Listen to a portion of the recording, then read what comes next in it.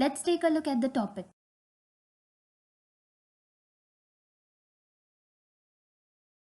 Properties of ionic compounds. Let us discuss this. First, ionic compounds are solids.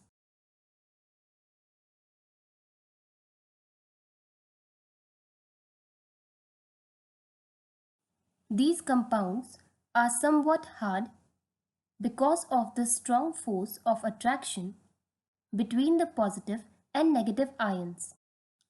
These compounds are generally brittle and break into pieces when pressure is applied.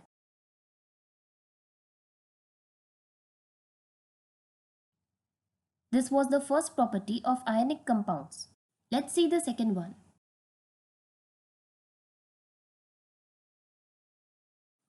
Melting and boiling points.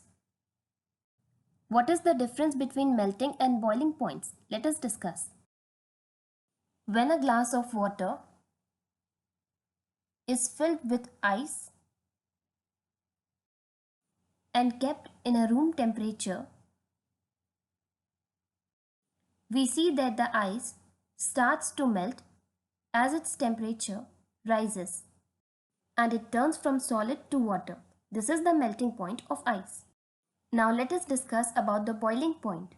We will take the example of milk. When a container filled with milk is heated, after some time, the temperature rises and the liquid boils and turns into vapor. This is called the boiling point. Now let's see the third point.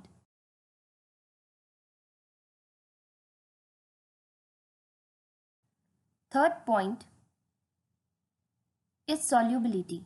Electrovalent compounds are generally soluble in water and insoluble in solvents such as kerosene, petrol, etc. Let's see the fourth point.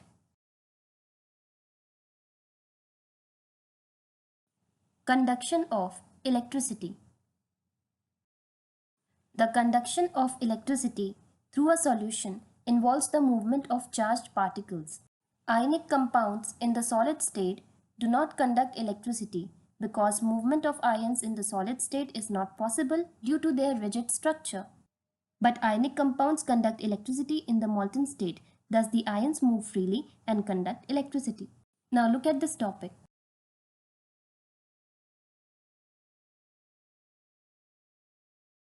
Occurrence of metals. Let us discuss about this. Metals are found in the Earth's crust and also from the sea.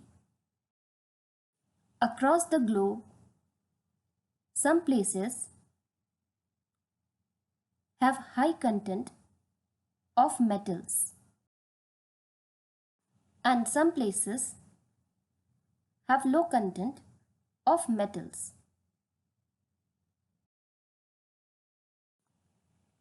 Do you know? From the Earth's crust, metals are not directly extracted in their original state. They are extracted from ores. It is in the form of a naturally occurring solid material from which a metal is extracted. Metals are found in two forms. Some metals are found in the Earth's crust in the free state, like gold, silver, copper, etc. These metals are found in the free state. They are not mixed with other metals. And some metals are found in the form of their compounds. This means one or more metals combined to another element. Like copper and silver are found in the combined state.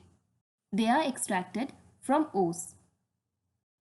So this is how some metals are found in the form of their compounds. You all know that there are different chemical properties of different metals and they show different reactions. They are classified into different groups. Let us discuss this. Metals are grouped as per their reactivity. The groups are: first, metals of high reactivity; second, metals of medium reactivity; and third, metals of low reactivity. So there are different groups of metals as per their reactivity.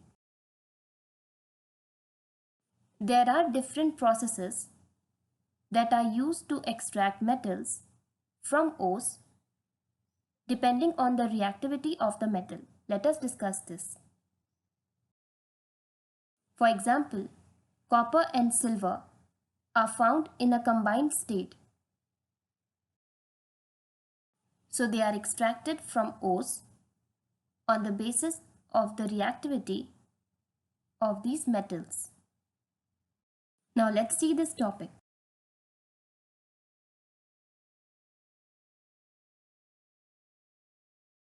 Enrichment of ores. How are metals extracted from ores? Let us discuss about this. Ore is a deposit in Earth's crust of one or more valuable minerals. They are usually contaminated with large amounts of impurities such as soil, sand, etc.